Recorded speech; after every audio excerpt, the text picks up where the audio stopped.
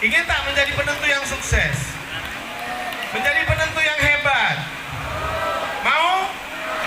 Nah, kalau mau syaratnya ada 3 aja singkat. Supaya tak panjang-panjang cakap, kita tulis-tulis nanti. Pertama syaratnya, mesti belajar sungguh-sungguh. Tidak boleh banyak main-main. Ya, tidak ada kesuksesan itu tanpa kesungguhan. Adik-adik yang di sana panas boleh istirahat dulu deh. Lama ini. Ayo deh, istirahatkan, cari tempat yang dingin, yang baju merah-merah itu. Ya. Ya. Pertama, belajar sungguh-sungguh. Tidak ada orang yang sukses itu tanpa belajar dan tanpa sungguh-sungguh. Yakin tidak? Yakin tidak? Nah, belajar sungguh-sungguh, jangan banyak main-main. Ya, boleh main-main, batasi lah waktunya. Hari ini anak-anak boleh ketawa-ketawa. Nanti kalau sudah selesai, sudah mulai punya tanggung jawab, baru rasakan saat itu. Kemampuan tak punya, ini tak punya, mau bekerja ditanya tak bisa, ini bisa sikit-sikit, cuman susah. Tapi kalau orang yang belajar sungguh-sungguh, punya kemampuan hebat ini, diperbutkan dia, praktek di perusahaan pun nggak dikasih sama perusahaan itu keluar lagi, betul tak Pak? Iya. Jadi kalau mau jadi penentu yang hebat, belajar sungguh-sungguh. Bapak bilang tadi kita semua akan pergi nanti, yang gantinya kalian semuanya. Ada yang jadi gubernur, jadi pengusaha besar, CEO perusahaan besar, pengelola industri, jadi pengusaha mandiri. Bapak kira itu semua bisa? Itu yang pertama. Apa tadi yang pertama? Bapak dulu waktu SMA, ada seorang datang dari Jakarta ke pesan dia juga seperti ini kepada Bapak di SMA 2 itu. Dan itu Bapak tanamkan betul itu. Maka hari ini jadikan starting point dia. Yang kedua, selalu berdoa dan hormat ya ibu dan ayah itu. Ridho Allah itu karena ridho kedua, murka Allah karena murka kedua. Tidak akan sukses kita kalau tidak dapat ridho dari kedua orang tua. Yakin itu? Yakin ya? Nah, yang ketiga, hormati Bapak Ibu guru kalian itu sungguh-sungguh. Bapak dulu sangat menghormati para guru. Kalau guru ada perlu dulu minta tolong ke rumahnya, kerja itu kita datang tuh sama Pak Zamzami dulu. Ya, bangun masjid di sekolah ya, kita tukang datang dulu kerja tuh. Sekolah SMA 2 itu. Hormati para guru. Anak-anak mesti sadar, yang hari ini diajarkan oleh para guru ini bukan anak mereka. Kalian bukan anak Bapak Ibu guru kan, bukan anak kandung kan. Yang dia ajar itu anak orang lain. Maka anak-anak mesti tahu berterima kasih. Cara berterima kasih, hormati mereka. Kita ini pemerintah, kalau dibandingkan dengan pengorbanan para guru, belum apa-apa memberikan gajinya. Tapi dia tetap melaksanakan tanggung jawabnya. Kalau kalian hormat sama guru, insya Allah guru itu tidak ada yang punya pikiran buruk sama siswa-siswinya. Pasti dia mendoakan siswa-siswinya berhasil. Bangga dia kalau punya siswa-siswi berhasil. Ya, ingat itu pertama apa tadi? Apa? Belajar sungguh-sungguh, kerja keras. Yang kedua, hormati orang tua dan banyak berdoa. Yang ketiga, hormati para guru. Ingat ya. Nah, kalau kalian betul-betul sadari itu, tak sia-sia Bapak datang hari ini panas-panas berdiri di sini. Karena kalian ke depan semua akan jadi anak-anak yang sukses dan hebat-hebat. Ya. Dan itu doa kita semua. Jadi tidak usah merasa berpikir begini begitu.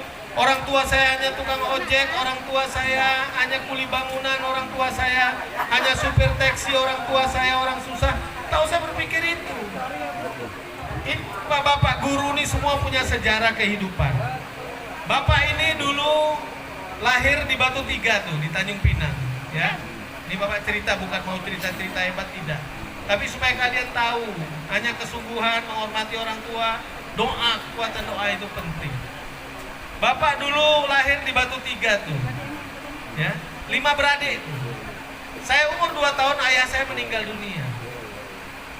Untung mak saya tak kawin lagi tuh. Kalau bapak-bapak tak tahu lah saya. Kalau Pak Arwan paling duluan lah itu. 5 beradik. Kakak saya paling besar tuh kelas 3 SD. Ibu saya nyuci pakaian orang itu. Kadang-kadang dimarah orang ya. Terus pergi jualan sayur itu kalau pagi. Habis sholat subuh, hujan apapun, 3 kilo dia jalan pergi, 3 kilo pulang. Sampai ke pasar dia beli ikan, beli sayur, ngider ke rumah-rumah orang. Saya sebagai anak tahu diri juga. Waktu SD, saya ikut kakak saya karena kakak saya pindah ke Kijang waktu itu. Sudah menikah. Saya ikut ke Kijang, kelas 5 apa kelas 6 SD. Di Kijang itu saya sekolah SD ikut kakak saya. Abang ipar saya itu kerja di Antam. Saya kalau pagi belum pergi sekolah, saya nyuci Uspen, bus dulu Pak. Saya tinggal di Jalan Lumba-Lumba, nyuci bus Uspen itu Pak. Supirnya almarhum Bang Ucuk namanya. Orang Febian, beli cukok nak tongtol tak berpesek kaki. Tuh, cuci bus. Tak apalah panas di demi kalian semua. Bus. Ya. Terus kalau pulang sekolah, ada tetangga saya tukang jahit, namanya Kak Supian. Saya ke pasar bagian ngantar jahit pinggirnya. Dikasih seringgit waktu. SMP, saya pulang ke Pinang ikut mak saya. Kalau hari Minggu, karena dulu Sabtu tak libur, saya bantu ngangkat ini tuh, keranjang ya. Dia pakai bakul di atas keranjang, saya tukang bawa itu. Bolak-balik 6 km, gak gengsi-gengsi. Libur sekolah SMP, saya kerja bangunan dulu. Kerja bangunan di gudang minyak itu, rumah pamannya Pak Lis Darmansa. Jadi pembantu tukang, satu hari 1.800 gajinya waktu itu. Kerja, bulan puasa 1 bulan libur, kerja bangunan. Kalau mau hari raya saya cari rumah orang yang mau dicat, saya cat itu. Kalau cat pelapor tuh sampai mau patah leher nih kalau malam tidur, bangun pagi, supaya bisa sekolah.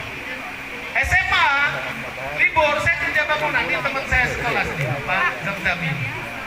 Kerja bangunan saya tuh, SMA. Kerja apa saja. Kalau malam saya belajar ngaji-ngaji, saya ngajar ngaji di rumah orang supaya dapat biaya sekolah. Sampai saya tamat sekolah, saya kuliah di Pekanbaru.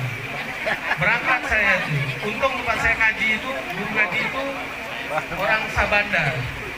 Dingin lah lama-lama. Ya. Mainnya bisa pergi. Bayang mana payo? Kuliah saya pergi. Sampai baru saya luluslah di Fakultas Ekonomi. Saya cari teman saya yang punya usaha. Dia punya usaha batu bata. Saya bantu dia nyetak batu bata itu di Pekanbaru di sebentar beberapa bulan. Sudah itu saya dipercayakan untuk bagian bayar-bayar gaji lah waktu itu. Sampai tahun kedua, kalau dulu makan 1 bulan tuh 15.000, saya bagi 2 sama teman saya, namanya Iskandar, tahu tuh Pak Zamzami. Yang penting bisa makan. Saya sedih kalau bisa menerima uang kiriman dari mak saya waktu itu. Tahun kedua saya diangkat jadi ketua senat mahasiswa, ketua koperasi mahasiswa UNRI waktu itu. Dapat beasiswa Super Semar Pak. 1 bulan saya bisa kirim mak saya 10.000 rupiah waktu itu. Mak saya masih gendong saya. Saya bertekad belajar sungguh-sungguh, saya belajar. Teman-teman saya anak-anak orang kaya tuh santai-santai aja deh. Saya belajar. Selesai, saya kerja. Akhirnya saya masuk pegawai negeri 10 tahun. Saya kumpul duit lah, saya kerja swasta pernah di Pekanbaru. Kumpul duit, niat saya tuh ingin naikkan mak saya haji aja. Udah cukup, sama adik saya kumpul duit naikkan mak saya haji, sama kakak saya. Naik haji dia, 1 hari mau pulang, dia sakit di sana, habis sholat subuh mau dari Madinah ke Mekah, dia terkulai meninggal dunia di Mekah. Tapi itulah pengabdian saya selaku anak.